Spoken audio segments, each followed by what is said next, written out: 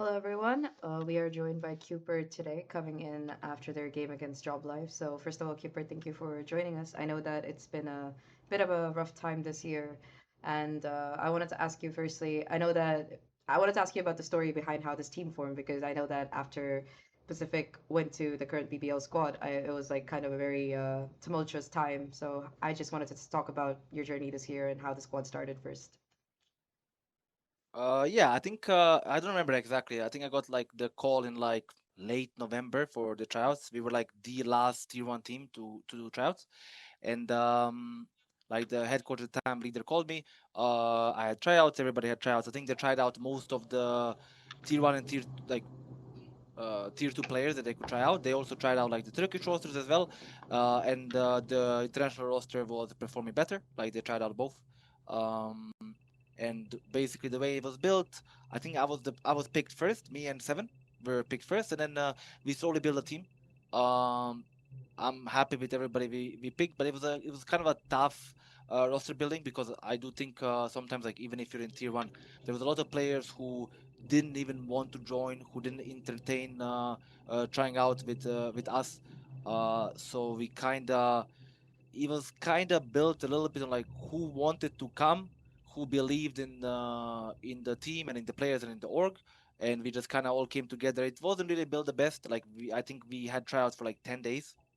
We built the roster in 10 days, which is like with That's no so short, core, yeah. with no yeah, no core, no nothing, no experience with each other. Like it was very short because we had to the roster lock was like in 10, 15 days or whatever it was, and it was like very rushed.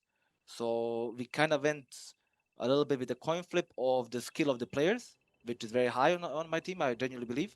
But we didn't have time that much to check the personalities, the views of the game, the way people like to work, and having more of this like kind of an agreement on the vision of the team. We didn't have that time for that. I think that's kind of like one of the reasons we failed so miserably because I've been on a lot of teams and this team had the biggest like overall difference in the view of the game, view of how to work hard, view of what it means to work hard, view of a lot of things because we didn't have the chance in the tryout to like kind of go through this process together. That makes a lot of sense. And I mean, talking about you in particular, you mentioned that you've been on a lot of teams, and I wanted to talk about that as well because you haven't just been a player. You started out as a player, you were like an analyst and an assistant coach in the middle, and then you're back as a player. So I wanted to ask you how your time being on the other side has influenced you as a player and your view of the game. I mean, I honestly, a lot of people don't know. Like, I'm a lot younger than it seems. I was How old are coaching you? since. Sorry, I I have mean, to know. now I'm older. Now I'm 23, right? That's But not when I old, was bro. no, but I'm getting. I mean, what I mean is now I'm not that young. But like when I was on like C9, right, as like the assistant coach, six man, whatever people considered it at the time, I was only 19. Like I just Wow. turned 19. So I was coaching from a very young age because at the time esports in general is like kind of there's quite a bit of luck involved if you get the roster. It was like between transition between like the beginning of the game and franchising. So there was like a long gap of like 6 months of no tier two teams were signing players and people weren't getting paid. So I kind of had to go coach. It was something that got offered to me by MC and from working with him, like helping him as an IGL. I was just helping him, and then I was like, okay, listen, I can come and coach because I need money. Like I take care of my family since I was like 19 years old. So it was like I couldn't wait 6 months to hopefully get on a tier two team that's gonna pay me enough. So it kind of started as a little bit of I didn't have a choice, a little bit, um, and then it went into like I loved it. I still like it. I would love to coach. I will coach for sure.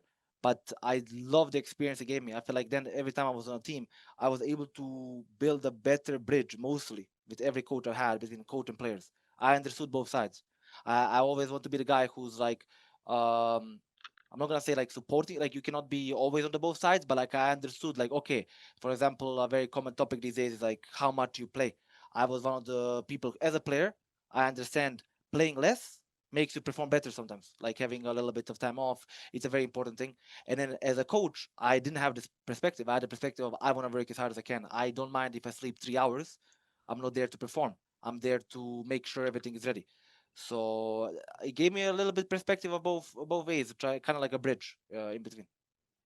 That makes a lot of sense. And I mean, what do you think is the ideal time, to practice or perform as a player? Because you talked about burnout and stuff. So what do you think is kind of the right time since you've seen both sides?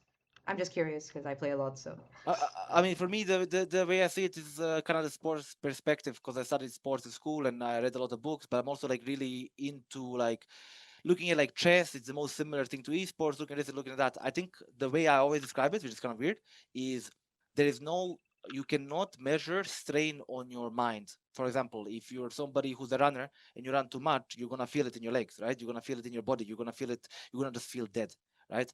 In esports, there's no such thing. So you can kind of keep grinding, keep grinding, keep grinding, and then for me, I used to have this like when I was a kid, I was like watching Kobe and like mama mentality, like play as much as you can, very 17 hours a day.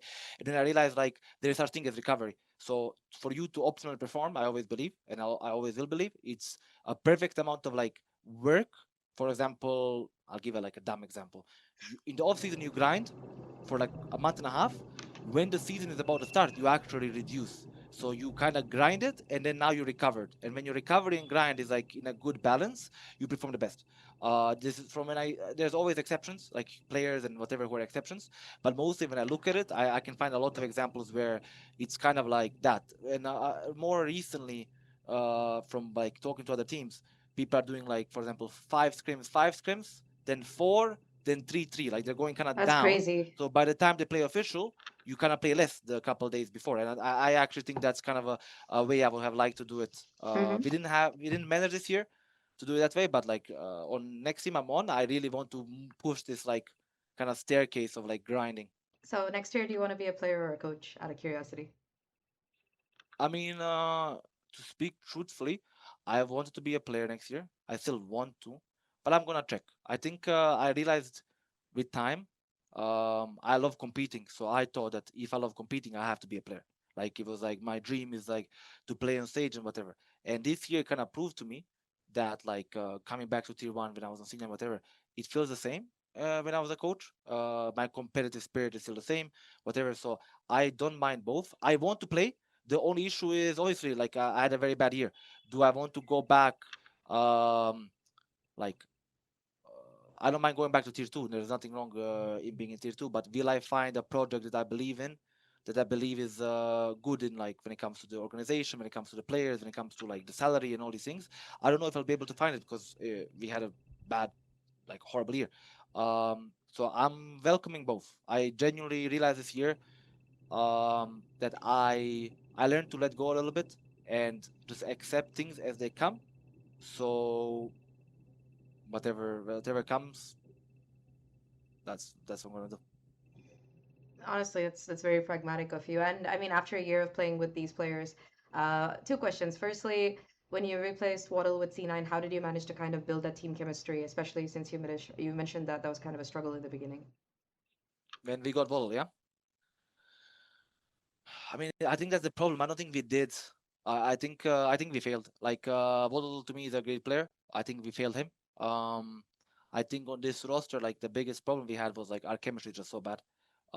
We had to go like recently. We had a help from another coach for the last few days from Paco, just because he's a friend of mine, Hmm. and we improved a lot in the last 3 days. Obviously, he didn't end up showing today, but he came and he helped us out, and a lot of the topics were kind of like chemistry. I feel like on this team, I've never seen such a bunch of talented players that like I've seen what they can do in scrims, I've seen what they can do in officials. It just never, um, it just never came together. I feel like we have a little bit of different opinions on the game, different tempos of the game, different like our chemistry. And what I mean by chemistry is like our micro decisions. Like you'll see even in this official, they're fighting us one way. One guy is running back, one guy is fighting forward, and this shouldn't happen after this long. Like there should be more of an identity of like, okay, they fight us, we fight them back, or okay, if they're fighting us, we're gonna go back. Are we a passive team or are we an aggressive team? I think we kind of we didn't manage. We spoke about this, we tried to improve it, but we didn't try hard enough. We didn't try maybe the right way, or maybe people didn't fully believe in it. But we just had awful chemistry. Like honest to God, the players are good. I don't wouldn't mind saying if we were shit, but we just lacked chemistry a lot.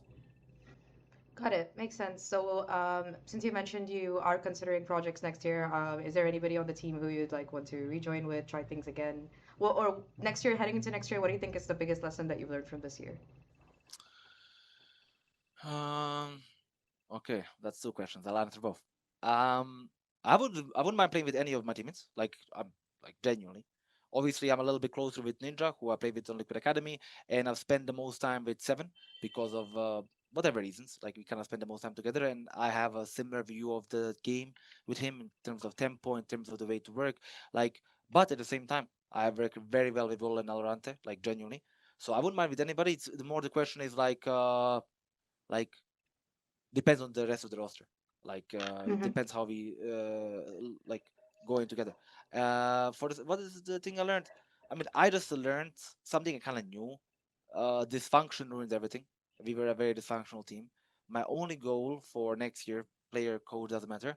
I just want to not embarrass myself by like just having this awful experience of people not being on the same page. I don't care which page is right.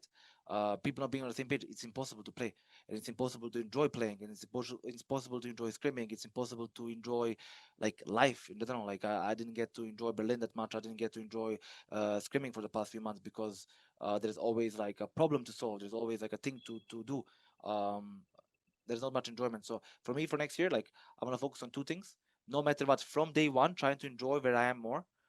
Doesn't mean I'm in Berlin, LA, like China. Doesn't matter. But I'm home. I want to try to enjoy every day more, so I'm not as burnt out. And I want to make sure from very early on from the trial that we have a very similar way of working or vision or whatever, and we kind of stick to it. And I would like to give an example to me, and I feel bad. It's Furia. I believe, bro, in kickoff they were incredible. On paper, they were a bad roster, right? Like they put a bunch of ex tier one, new tier two players, whatever, and they just functioned like they probably agreed, like they developed the meta a little bit. They agreed on the way they played, so they all overperformed. They performed higher than we expect them to. And then you look at them now, and what they are now is what we were the whole year. They look dysfunctional. I'm looking at interviews and like there's always some drama and this guy talking to this guy, like Yeah. about whatever. There's always drama, and that's what you get. Like you get from a team being top 10, top 5 in the world to 0-5 like us. So I just don't want to repeat the mistake. Completely understand. Anyway, thank you. I think we're out of time. I'd love to talk to you more, but thank you so Thanks so much much. for the interview, and honestly, really insightful things. I hope that next year goes really well for you. Thank you. Thank you so much.